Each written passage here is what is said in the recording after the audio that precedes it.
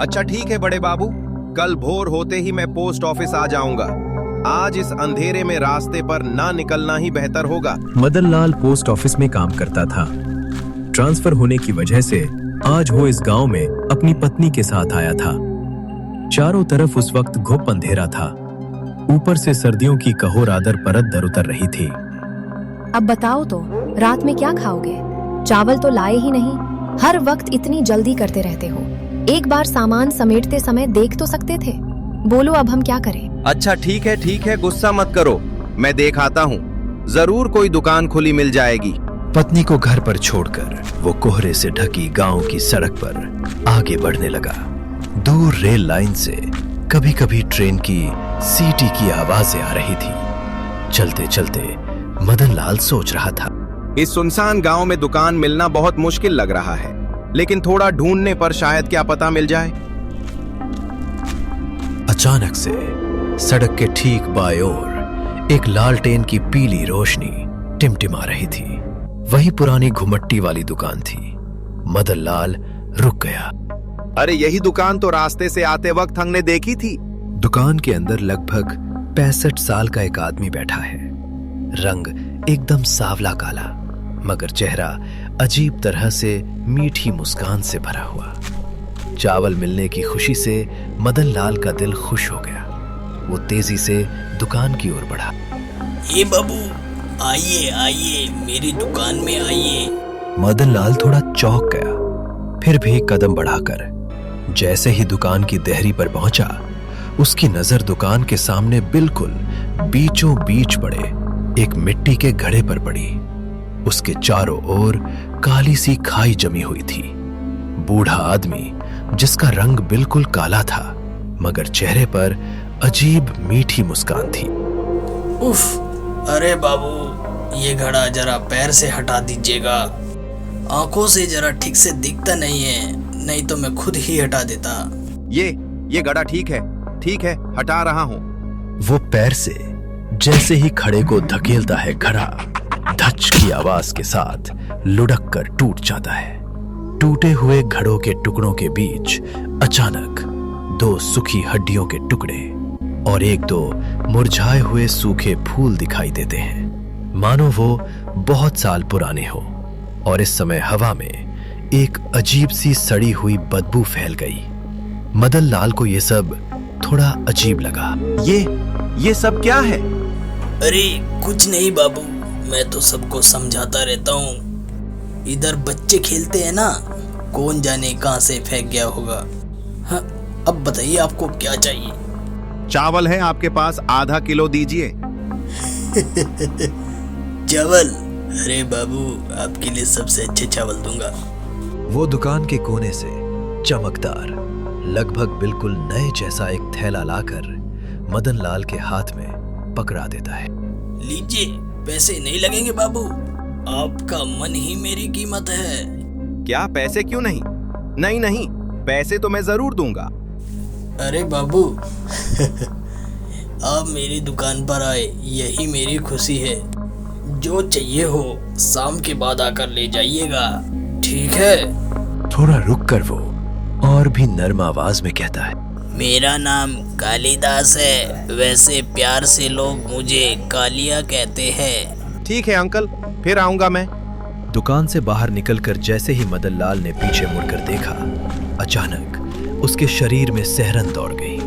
लालटेन की रोशनी में बूढ़े की परछाई अस्वाभाविक रूप से बहुत लंबी होकर जमीन पर फैलती दिख रही थी। मदन लाल ज्यादा ध्यान ना देकर चावल का थैला लेकर तेजी से चल पड़ा।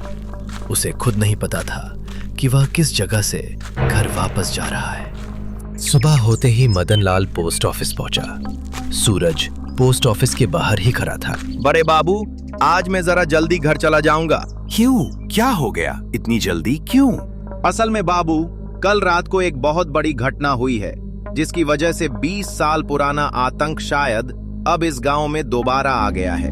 इसलिए ही तो कह रहा था, अंधेरा होने के बाद बाहर रहना ठीक नहीं है। मैं आज जल्दी घर चला जाऊंगा। आप थोड़ा ध्यान रखिएगा बाकी सामान का। लेकिन क्या हो गया? तुम कुछ बोल क्यों नहीं रहे हो? ना बड़े बाबू, मुंह से अपशगुन की बात निकालना पाप है। आप भी शाम होने से पहले घर चले जाइएगा, इसी में हमारी भलाई है। मदनलाल कुछ भी समझ नहीं पा रहा था। वो बस चुपचाप बैठा रहा और शाम होते ही घर वापस लौट गया। सुमन उसे देखते ही बहुत खुश होकर कहती है, इतनी जल्दी लौट आए, अच्छा ही हुआ। आज नहीं तो कल, लेकिन शाम के वक्त उस दुकान से तेल लाना पड़ेगा। ठीक उसी समय बाहर से एक अनजान आवाज सुनाई देती है। पोस्टमास्टर बाबू है क्या? घर पर ही है क्या? अरे पोस्टमास्टर बाबू, आप घर पर है? मदनलाल बाहर निकलकर देखता है, सामने एक अधेड़ उम्र का आदमी खड़ा है। मैं आपके बगल वाले घर में ही रहता हूँ, सोचा जरा जान पहचान बढ़ा ली जाए। आखिर गांव के इकलौते पोस्ट मास्टर हैं आप, सबको पहचानना भी तो पड़ेगा, है ना? बातों बातों में अचानक उस आदमी का चेहरा गंभीर हो जाता है। लेकिन हाँ, शाम ढलने के बाद बिल्कुल भी बाहर मत निकलना। पता नहीं कैसे 20 साल पहले का डर इस गांव में फिर से जाग गया है। गांव के ऊपर एक बड़ा खतरा मंडरा रहा है। कौन सा डर? पहले इस गांव में क्या हुआ था? सुबह पोस्ट ऑफिस के लड़के के मुंह से कुछ सुना था मैंने, जरा साफ साफ बताइए ना, आखिर मामला क्या है? असल में बाबू, इस गांव में कालिदास नाम का एक आदमी रहता था। उम्र होगी कोई 65 या 70 साल के आसपास, लेकिन आदमी सबका बहुत प्यारा था। रेल लाइन के पास रोड के किनारे उसकी दुकान थी। उसका व्यवहार इतना मीठा था कि लोग उसे प्यार से कालियां पुकारते थे। उसकी दुकान पर हमेशा भीड़ लगी रहती थी, सिर्फ उसके अच्छे व्यवहार की वजह से। फिर एक दिन अचानक आधी रात को गांव से एक बच्चा गायब हो गया। कोई भी आदमी उसको ढूंढ नहीं पाया। इसके बाद हर पूर्णिमा की रात एक एक बच्चा गायब होने लगा। जब 3-4 बच्चे इसी तरह लापता हो गए तो एक रात एक गांव के आदमी ने पेड़ के पीछे से झांक कर देखा। कालिदास अपनी दुकान के पीछे काला जादू कर रहा था। पास के गांव का एक बच्चा बेहोश पड़ा था वहां पर। साधना पूरी होते ही वह बच्चे की बलि देने वाला था। लेकिन तभी सभी को समझ में आ गया कि अब तक जितने भी बच्चे गायब हुए थे, सबकी बलि कालिदास ने ही दी थी। अरे बाप रे, ये तो बहुत भयानक है। फिर क्या हुआ? गांव वाले गुस्से में पागल हो गए। सबने मिलकर कालिदास को उसकी दुकान के सामने उसे घेर लिया, उसे बेरहमी से पीटा। इतनी मार पड़ी कि उस गंभीर चोट की वजह से आखिरकार कालिदास वहीं पर मर गया। इसके बाद गांव की बुजुर्ग सन्यासी के कहने पर उसी की दुकान के नीचे कालिदास का दाह संस्कार किया गया। वहीं उसे हमेशा के लिए बांध दिया गया। अब असली खतरा यह है कि 20 साल से दुकान के सामने रखी उस मिट्टी की हांडी को किसी न समझ ने फोड़ दिया है। इससे कालिदास की आत्मा आजाद हो गई है। कल रात उसने एक आदमी को साइकिल समेत उसे उठाकर फेंक दिया था। वही आदमी आज सुबह पूरे गांव को बता रहा है कि कालिदास ने उसे मारा नहीं, बस इतना कहा, तुझे छोड़ रहा हूं कि गांव जाकर सबको बता दे, मैं वापस आ गया हूं। अब धीरे धीरे पूरे गांव को खत्म करूंगा। बताइए बाबू, कितना भयानक है ये। आप शहर से आए हैं, इसीलिए आपको ये सब पता नहीं था। इसीलिए कह रहा हूं, शाम के बाद घर से बिल्कुल भी मत निकलना। उस आदमी की बातें मदनलाल के कानों तक पहुंची ही नहीं, क्योंकि अब तक सब कुछ उसके सामने से साफ हो चुका था। वह एक धोखे का शिकार हुआ था। कालिदास ने अपने मीठे व्यवहार से उसे बहकाया और अपने बंधन को आजाद करवा लिया। सीधी बात यह थी कि मदनलाल की गलती की वजह से अब पूरे गांव पर खतरा मंडरा रहा था। मदनलाल समझ गया कि इस समय इस आदमी को पूरी सच्चाई बताना अब बहुत जरूरी है, नहीं तो आगे चलकर हालात बहुत बिगड़ सकते हैं। अरे बाबू, आप इतना क्यों सोच रहे हैं? आपको डरने कोई जरूरत नहीं है। बस शाम के बाद बाहर मत निकलिएगा, बस इतना ही काफी है। मैं आपको एक बात बताना चाहता हूं। यह जो इतना बड़ा खतरा खड़ा हुआ है, इसे कहीं ना कहीं मैंने ही बुलाया है। यकीन मानिए, मैंने जानबूझकर ऐसा नहीं किया। ये तो सब मुझसे अनजाने में हो गया। मतलब आप कहना क्या चाहते हैं? जरा साफ साफ बताइए, मुझ पर भरोसा रखिए, पूरी बात बताइए, आखिर हुआ क्या है? मदनलाल ने इस गांव में आने के बाद से अब तक जो कुछ भी किया था, सब कुछ उसे बता दिया। शाम को चावल ना होने की वजह से दुकान पर जाना, कालिदास का मीठा व्यवहार, उसके कहने पर उस मिट्टी हांडी को गंदा समझकर पैर से दूर हटा देना, सब कुछ मदनलाल ने साफ साफ बता दिया। ओहो, तो ये गलती आपने की है। आपकी इस बेवकूफी की वजह से आज गांव पर यह खतरा घूम रहा है। आप खुद भी नहीं जानते हैं बड़े बाबू आपसे कितनी बड़ी गलती हो गई है।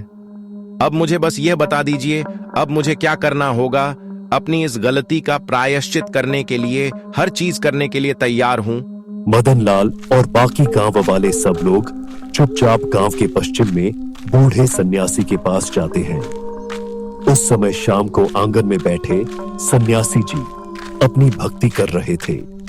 सभी लोग उनके सामने खड़े होकर सारी बात साफ साफ बता देते हैं। सब कुछ सुनने के बाद सन्यासी बोले, देखो, पोस्टमास्टर उसे रोकने का एक रास्ता मेरे पास है और वह काम तुम ही कर सकते हो। मैं डर से तो मेरे हाथ पांव ही कांप रहे हैं। हाँ, सिर्फ तुम ही ये सब काम कर सकते हो। कल अमावस्या की रात है। ऐसे कामों के लिए सबसे सही समय है। ज्यादा देर नहीं करनी होगी क्योंकि रात में वह अपनी दुकान से निकलकर तांडव मचाने आ सकता है। इसीलिए जैसे ही अंधेरा गिरे तुम मेरे साथ उसकी दुकान तक चलोगे। वहां जाकर मैं तुम्हें जो कहूंगा वही करना और तुम सब हम दोनों के पीछे पीछे आओगे। थोड़ी दूरी पर रहकर मेरे इशारे का इंतजार करोगे। अब देर मत करो और रात में कोई भी घर से बाहर नहीं निकले, ठीक है? बूढ़े सन्यासी की बात मानकर सब लोग अपने अपने घर लौट गए। लेकिन इस रात गांव में एक और बड़ा कांड हो गया। रामू और श्यामू, दो भाई, अपनी बैलगाड़ी से रामनगर सब्जी बेचकर घर की ओर आ रहे थे। अचानक से ठंडी हवा चली। हवाएं इतनी जोरदार थी कि बैलगाड़ी भी आगे नहीं चल रही थी और जमीन से छोटे बड़े पेड़ उखड़ उखड़ कर गिर रहे थे। और फिर अचानक हवा काली आंधी में बदल गई और एक बड़ा सा पेड़ रामू और श्यामू की बैलगाड़ी पर आ गया, जिस कारण श्यामू की मृत्यु हो गई। तभी तीखी और डरावनी हंसी गूंज उठी और उस हंसी के साथ एक भयानक ऐलान,